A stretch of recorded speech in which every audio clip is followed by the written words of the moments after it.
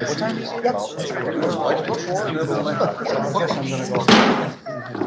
Will Senate please come to order? Take a moment of silence in lieu of a devotional.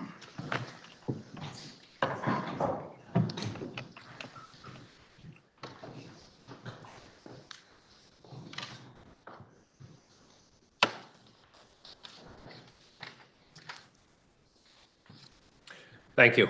Are there any announcements? Seeing none, I have a House bill for reference. H545, an act relating to issuance of immunization recommendations, introduced by Representative Wood and others. It passed the House on January 23rd, 2026. Listen to the first reading. H545, an act relating to issuing immunization recommendations. Now you've heard the first reading of the bill. It's referred to the Committee on Health and Welfare. Orders of the day.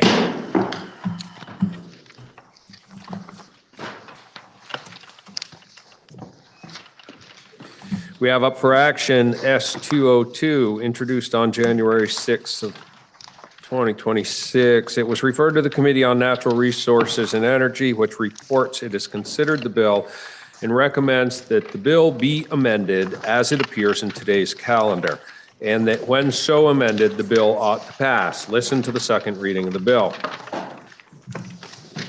S202, an act relating to portable solar energy generation devices. Recognize the senator from Washington, Senator Watson, for the report of the Committee on Natural Resources. Thank you, Mr. President. I am delighted to be bringing you S202, a bill about portable solar devices. This bill is modeled after Utah's bill that enjoyed bipartisan support, and also this bill had bipartisan support both in co-sponsors and in the unanimous vote coming out of committee. So what is a portable solar device? Which, by the way, is the same thing that you may have read about being called balcony solar or plug-in solar. So the idea is that it is a solar panel that comes together with an inverter and a plug, so that you can just plug the inverter into the wall, and the power generated by the solar panel helps to lower your electric consumption from the grid. And a typical portable solar array, which is between 400 and 1200 watts, depending on if you have 1 to 3, produces roughly between 5 and 15% of the electricity consumed in a typical home. So it's not typically enough power for a normal home to have its meter run backwards because it's producing so much electricity. Some of these devices are self-limiting in that they don't send power back to the grid. Others can, and this bill envisions that possibility, that on some occasions these devices could be sending some very small amount of electricity back to the grid. I realize this may make you wonder about how safe that is, and I promise I will get to that. But before that, we talk about safety. Let's talk about the current statutory landscape for these devices now. So technically speaking, you could get one of these devices now and connect it to a grid-tied building's electrical system. But in order to do that legally, you'd need to get an interconnection agreement and a certificate of public good. And that distribution utility could object, and that process also takes time. It's not necessarily a very hard process, but it's more than I think the average person would want to go through on their own. By contrast, these devices have been on the market in Europe for a decade with a very safe track record. You can just go to your local IKEA or hardware store and buy one of these, simply bring it home and plug it in. And that, of course, is the ideal, though that may not be how it plays out in the United States. But this bill accounts for that. And so I'll explain. One reason it may look different in the United States is because the National Electric Code in the United States is different than in Europe in important ways for how the device interacts with other devices in your house. Now, nothing would make my physics teaching heart happier than to explain to you the physics of some of these concerns, but I will spare you that lecture unless, of course, you ask, in which case I'm happy to tell you. But this leads me to how this bill deals with safety concerns. So first of all, we must consider the safety of our electrical line workers. It is normal and common for these inverters to be able to detect when there's a power outage and be able to shut off power to the grid nearly instantly, thus protecting our line workers. Secondly, I mentioned that Europe's electric code is different than the electric code in the United States. In the United States, there's an organization formerly called Underwriters Laboratories. It's usually shortened to UL, and now they're officially UL Solutions. You may check out appliances that you have in your house. It's very common that you will see a sticker on the bottom of those devices that says UL listed. That sticker indicates that that device has been tested by their laboratories and has been deemed safe to use in the electrical grid in the United States. In preparing this floor report, I did actually go and check my toaster.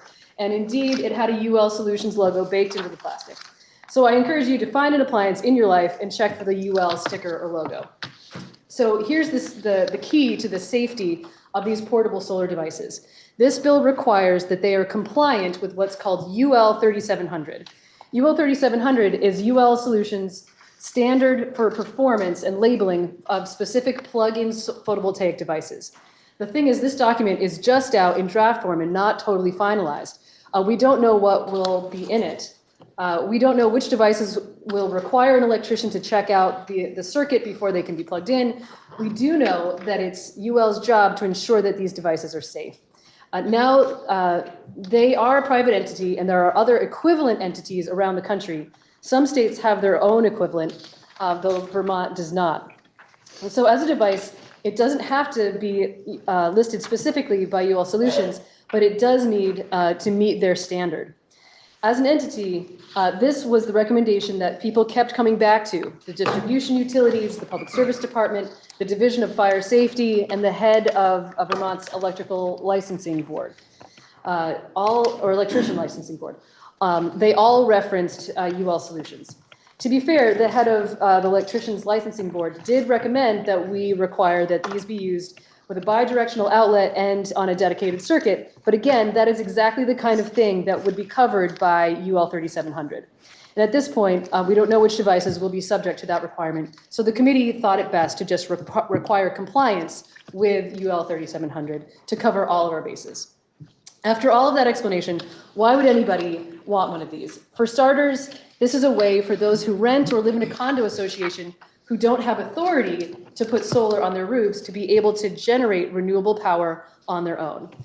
There is some upfront cost in purchasing these devices, and right now in the United States, the cost of these devices is roughly at the same level as conventional a backyard solar array on a per watt basis, but it's anticipated that after enabling legislation is passed, the price for portable solar should drop. And that's pretty logical because it doesn't require expensive ballasting or pole mounting.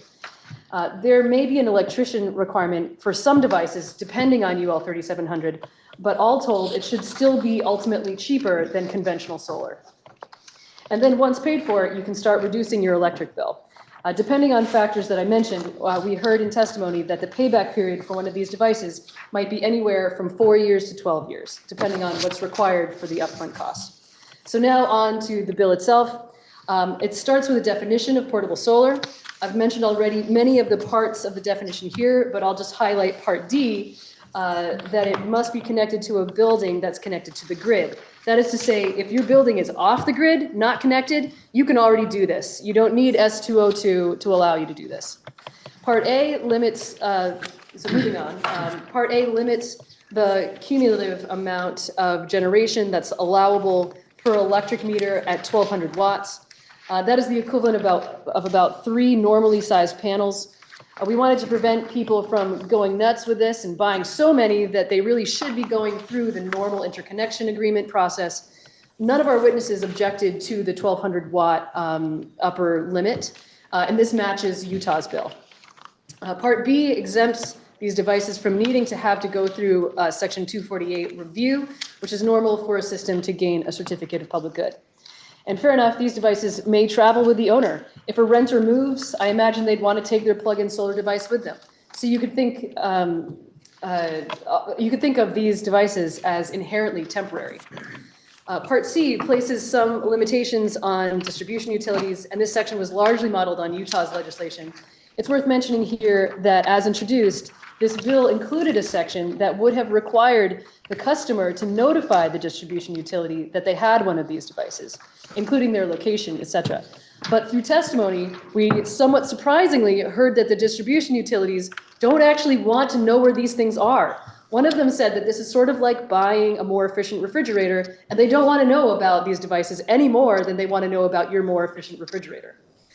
Part D was a request of the distribution utilities. The intent here is that any excess generation that comes from a portable solar device becomes just free electricity to the distribution utility. So we wanted to be explicit that excess generation will not be compensated by the distribution utility. This also complicates, if they had, this would have complicated the situation for a customer that already had a net metered system, because the net metered customer is effectively being compensated for what they're sending back to the grid, and the distribution utility would not have a way to distinguish between generation that came from their net metered system and what came from the portable solar device. So if a customer, in fact, had both. So just to clear up any confusion on that count, customers who already have a net metered system are not permitted to plug in a portable solar device into their home. If they want more solar, they can amend their CPG. And Part E, which is about that these devices must be used in such a way that complies with fire and building safety code, is really to say that they can't be used to, say, block an egress, for example. Sections 3 and 4 are both relatively minor tweaks to existing law that states that neither municipalities nor homeowners associations can regulate or prohibit renewable energy devices. Section 3 pertains to municipal bylaws, and Section 4 pertains to homeowners associations. And a brief word about the effective date. So while the bill goes into effect on July 1st of this year, if there are no UL certified devices by that date, then effectively nothing changes. This all hinges on there being clear guidelines or certifications from UL. Utah's bill anticipates such guidelines are forthcoming, as does our bill. And so finally, we heard from the Division of Fire Safety, the chair of the Electricians Licensing Board, Washington Electric Co-op, Vermont Electric Co-op, Burlington Electric Department, VIPSA. Oh gosh, what is their acronym? I'm gonna have to think about the acronym. Independent Powers. Yes, Vermont Independent Power Supply. and Power Supply. Unis. Public Power Supply, sorry about that. The Department of Public Service, Bright Saver, which is an advocacy organization, VPIRG, we heard from students at Middlebury College, and Professor Judy Carter from Vermont Law School. We did also have some testimony on written form from Jamie Feehan, who's a lobbyist for property and casualty insurance companies, about that there's, at this point, no impact on homeowners insurance. We also heard from Legislative Counsel, and I believe that is it. So as I mentioned, the vote out of committee was a 5-0-0, and we asked for the support of the Senate. Thank you. So the question is, shall the bill be amended as recommended by the Committee on Natural Resources and Energy? Are you ready for the question? Senator from Rutland. Thank you, Mr. President. May I interrogate the reporter of the bill? The reporter is interrogated. First, I want to thank the committee for their work. I intend to support this bill for sure.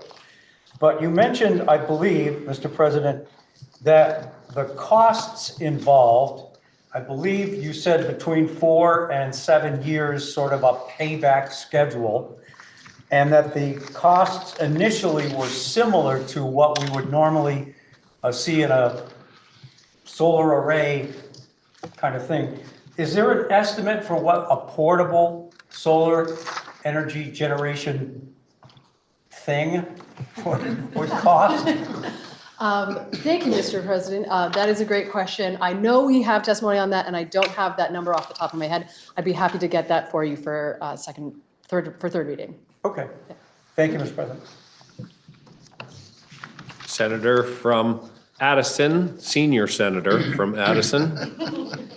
Thank you, Mr. President. I just want to, first of all, I have a little bit of information that I remember from our testimony about the senator from Rutland's question. If my chair is okay with me filling in the blanks. My recollection is that currently these devices would cost $1,000 or more for the full unit, but as we reduce the regulations and more states offer the ability to purchase these without going through the regulatory process. The expectation is that the price will drop significantly down to a couple $100s per unit. So they're much more cost effective after there's more uptake from states changing their laws to reduce the regulation, and then the market sort of filling in the gaps once they're more accessible from a regulatory perspective. That's part of the appeal, is that they would be really cheap, relatively speaking, once they're, and that they would be kind of like an appliance, like buying a fancy microwave or something like that and plugging it in. And we got great testimony on this. It was like one of those like, yay, we're all agreeing, feel good bills. And we heard from young Vermonters who move around a lot, who would be interested in these, to be able to take them with them when they move to a new apartment. Places that can't do solar now because they don't have the space for the big units to be able to get them. And it just seems like an easy, inexpensive way to have renewable energy for more people, but also to reduce people's electricity bills too. The payback for them is so short because they are a less expensive option than a big solar unit. So thank you, Mr. President. Junior Senator from Madison. Thank you, Mr. President. May I interrogate the presenter of the bill? The presenter is interrogated. Just two concerns. One is, how do we ensure when the renter or the condo owner knows they have a smart meter? And if we have someone that puts in over 1,200 watts because they bought multi-panels, is there any recourse for the home, the renter, the landlord, excuse me? So thank you, Mr. President, if the homeowner or renter had more than 1,200 watts, let's say, then they would not be in compliance with the law. And it would be on the homeowner to understand if they have a smart meter or not. No doubt they could just call, if they couldn't recognize it on their own home, then they could undoubtedly call their distribution utility, and they would know. Thank you, Mr. President. I appreciate the answer. It was just a concern. I'm all for the bill. It's just like anything, I'm afraid of abuse. So thank you, Mr. President. Are you ready for the question? Roll call? Meeting? Right. We're still on the amendment. Would you like to roll call the amendment, or would you like to wait for the bill? The bill. The question is, shall the bill be amended as recommended by the Committee on Natural Resources and Energy? Are you ready for the question? If so, all in favor signify by saying, oh, Senator Matos. Sorry. Really, I looked around twice and you didn't stand up. You waited till I looked You were down. looking down when I Senator stood up. from Chittenden North. Thank you, Mr. President. May I interrogate the presenter of the The amendment? presenter is interrogated. Thank you. I heard a lot about rental units and tenants and landlords. I'm just curious, I think the bill's silent on it, but is there any recourse for a landlord to not allow the use of these devices? I'm thinking, you don't have a balcony in an apartment. Does a landlord have to let someone put it outside and run a 200-foot cord back to their outlet? So just to clarify, this, as we're presenting it here, this does not actually prohibit landlords from prohibiting them. Okay. That makes sense. Okay, no, that's helpful. I was just curious if it had to be allowed or anything. It covers municipalities, zoning bylaws, and homeowners associations. Okay, Okay, that's great. Thank you. yep. Are you ready for the question? The question is, shall the bill be amended as recommended by the Committee on Natural Resources and Energy? All in favor say aye. Aye. All opposed, nay. The ayes have it. And we have amended the bill as recommended by the Committee on Natural Resources and Energy. Now the question is, shall the bill be read a third time? Roll call? Senator from Windsor has requested that when the vote is taken, it be by roll. Are you ready for the question? The question is, Oh, read that once. Shall the bill be read a third time? If you're ready for the question, the secretary will call the roll. Senator Bruce. Yes. Senator Black. Yes. Senator Benson. Yes. Senator Baumgart. Yes. Senator Brennan. Yes. Senator Brock. Yes. Senator Chittenden. Yes. Senator Clarkson. Yes. Senator Collmore. Yes. Senator Cummings. Yes. Senator Green. Yes. Senator Hardy. Yes. Senator Harrison. Yes. Senator Hashim. Senator Heffernan. Yes. Senator Ingalls. Yes. Senator Lyons. Yes. Senator Major. Yes. Senator Matos. Yes. Senator Morley. Yes. Senator Norris. Yes. Senator Pershling. Yes. Senator Plunkett. Yes. Senator Ron Pinchot. Yes. Senator Bohofsky. Yes. Senator Watson. Yes. Senator Weeks. Yes. Senator Westman. Yes. Senator White. Yes. Senator Williams. Yes. Senator Hashim.